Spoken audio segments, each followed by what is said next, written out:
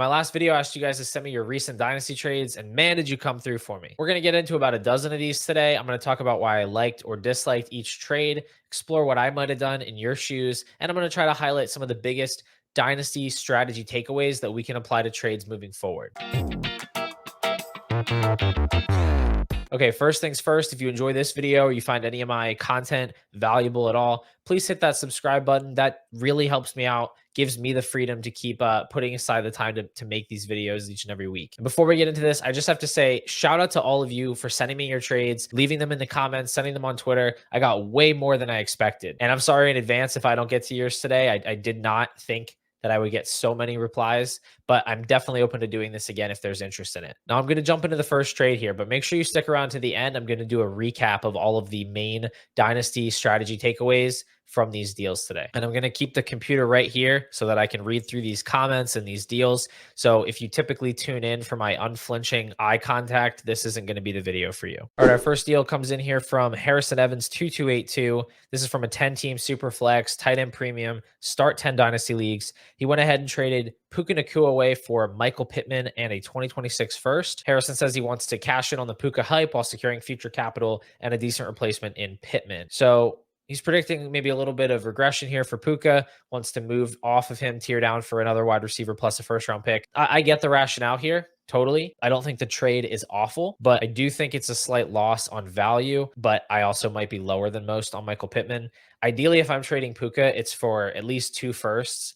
And here I see this as more of a first round pick and then a late first value in Pittman. But the league settings really tilt this for me more than anything. This is a 10-team start 10 league. And in that type of a format, your superstar players are being pushed up even more than in a regular 12-team league because the replacement level is just higher. Theoretically, in a 10-team league, every manager is going to have more access to those replacement level players than in a 12-team league. There's just less scarcity. So the ones that really score above the rest are going to be more valuable, which means in that type of a format, someone like Puka, who goes in the first round of best ball drafts, I'm probably even less inclined to trade him away. And the team here seems pretty high value just based on the rest of the comment, which means you do kind of have the luxury of holding on to those high value players. So ultimately, this just comes down to whether you see Puka as a superstar or not. Personally, I'm not doubting him after what he did as a rookie. Not only were the raw numbers there, but the PFF grade, the per route efficiency. I haven't seen anybody bashing his film. So I think he's totally the real deal. And I think that makes him a very safe investment on a high value team. All right, this next trade comes from K Kubalas. I'm not sure if that's how you say that. And this isn't a completed deal. This is a hypothetical trade, an offer on the table. So hopefully we're getting this in on time. Our manager here is looking at a pretty standard super flex league setup. He's got a lot of good wide receivers and a lot of quarterbacks. Jordan Love, Kyler Murray, Richardson, Lawrence. So he's trying to trade a quarterback for a running back. He's got an offer on the table of Lawrence plus the 110 for Jahmyr Gibbs. This is a flat no for me. This is as big of an L as it gets. Do not make this trade. Trevor Lawrence should be valued ahead of Jahmyr Gibbs in a 12-team superflex format. I think that his startup ADP is ahead of Jahmyr Gibbs, so I would absolutely not be adding a first-round pick on top to make that move, even if your team is flush with quarterback talent, needs running back talent.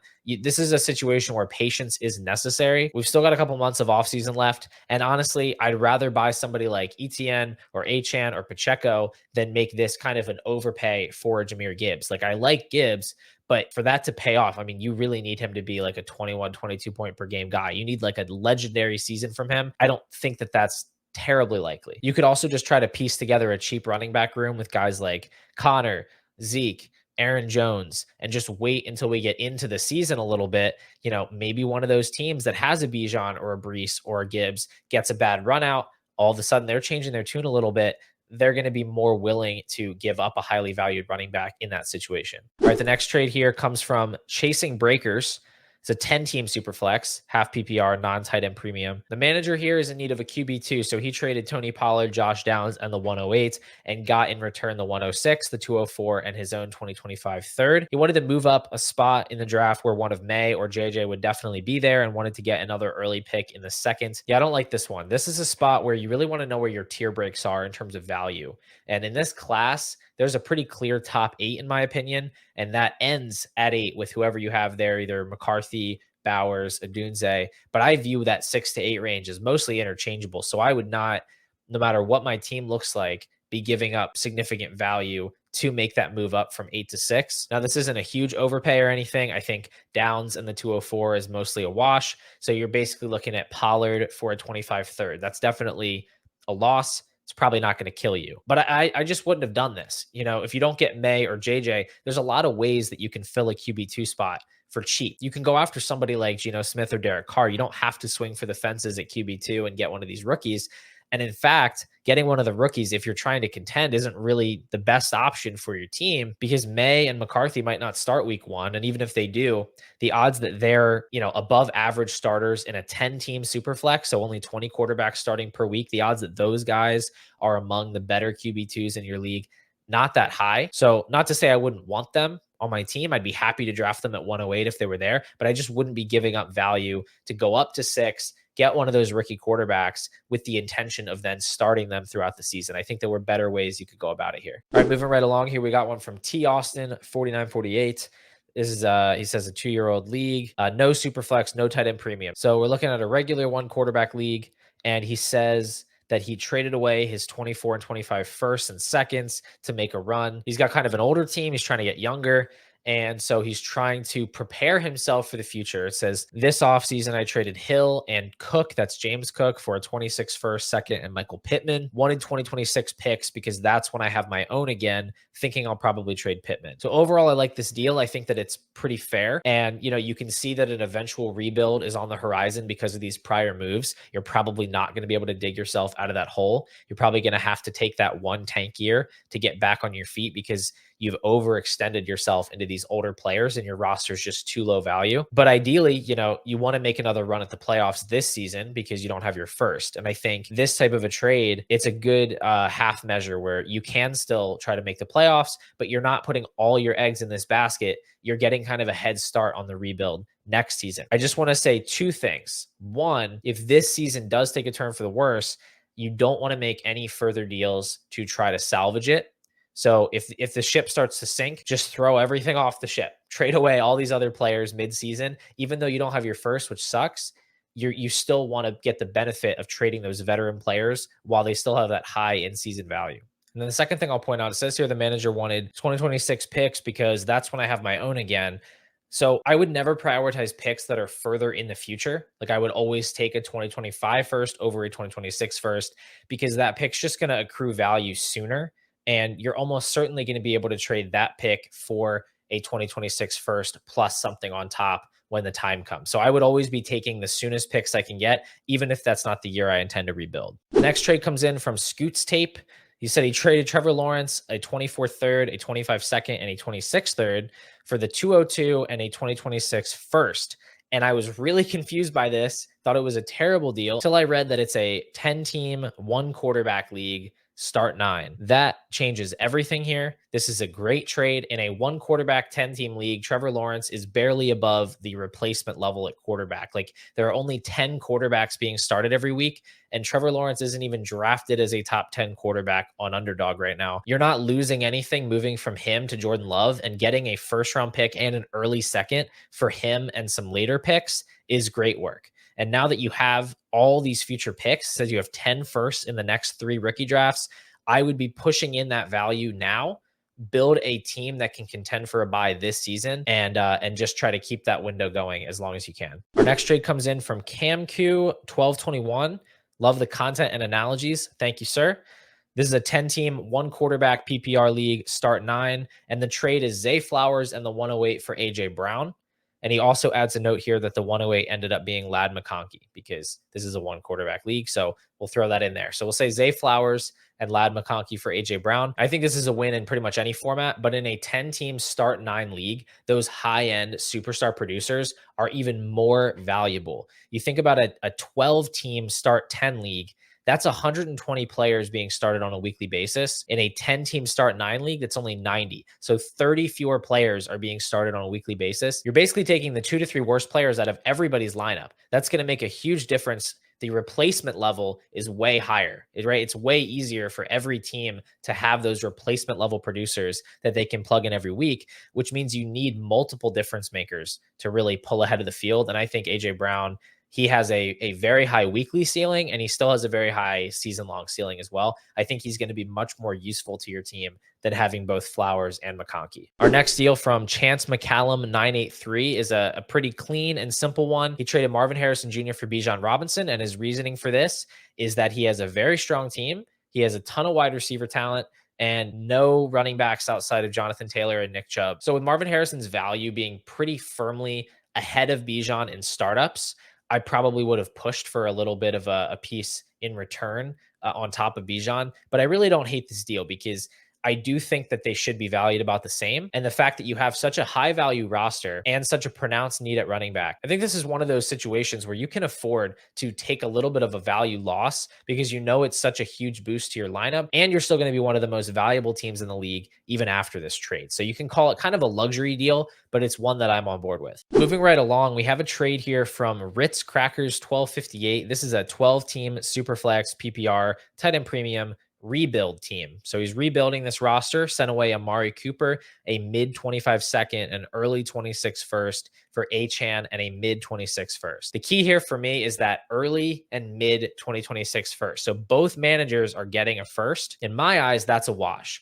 I don't think anybody should be confident enough in what their team's going to look like a year and a half from now to say that a pick is early or mid. So much can change, right? One offseason, we're taking Trey Lance at the 1-2 turn, and the next offseason, he's the backup on the Dallas Cowboys. Like, we just don't know what's going to happen. So for me, those firsts cancel out.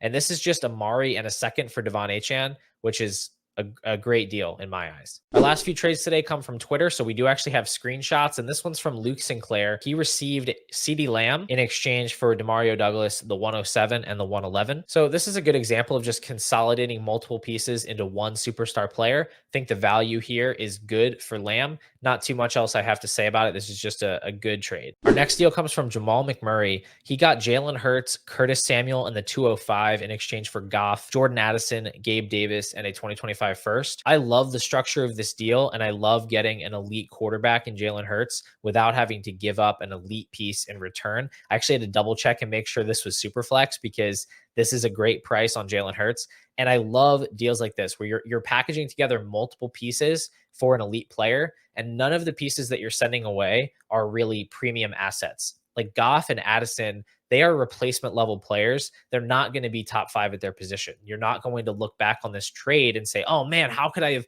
given up Jordan Addison? Now look where he's valued. He's a second round startup pick. That's not going to happen.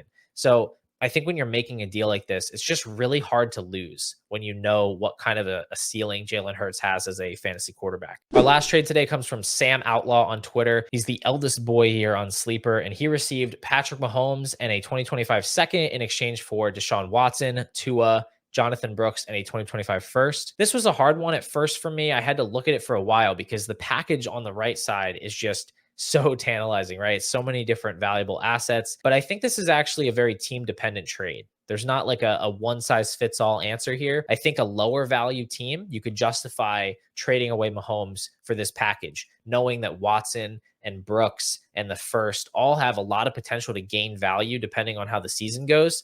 Like if you're trying to take your team from being 10th in value to 5th or 4th, you have a much easier chance of doing that with the package of assets. Whereas Mahomes' value, it's kind of maxed out where it is. He really can't get more valuable. So in that sense, I could see a low value team making this trade in reverse. But with Sam, he has a very good roster. He could afford to consolidate all these assets into one risk-free, high-scoring quarterback. I think, especially in this league, which is a start 9 league, that's a great move for him. He still has Hurts and Drake May at quarterback along with Mahomes. He's got Sam Laporta, Malik Neighbors, Marvin Harrison, Devon Achane. This is a stacked team that should contend for a bye and eventual championships for years to come.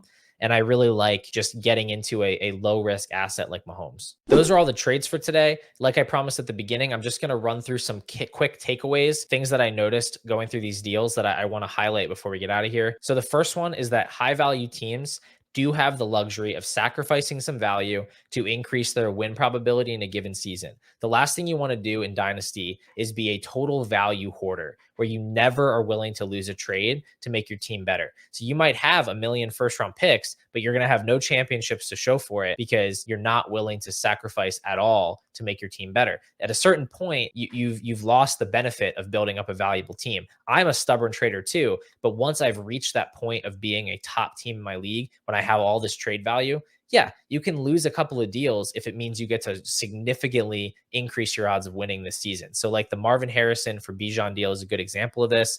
I think that was a good trade in that context. The second is if you're in a league with 10 teams or you only start 9 players, you need to be more aggressive in going after superstar players. They are more valuable in those formats because fewer players are being started every week. The replacement level is just so much higher that you need multiple difference makers on your team if you want to have a chance to win the championship in a given season. So you should be valuing those star players even higher than a site like Keep Trade Cut might tell you to, because those are mostly based on 12-team leagues. And finally, I just want to reiterate my point from the last video that I posted, which is that you don't want to be forcing the issue with team needs. Some of the trades that I didn't like here were born out of trying to fill a team need, trying to get a QB2, trying to get a running back, and not really getting the value right as a result. So I just want to remind you to be patient.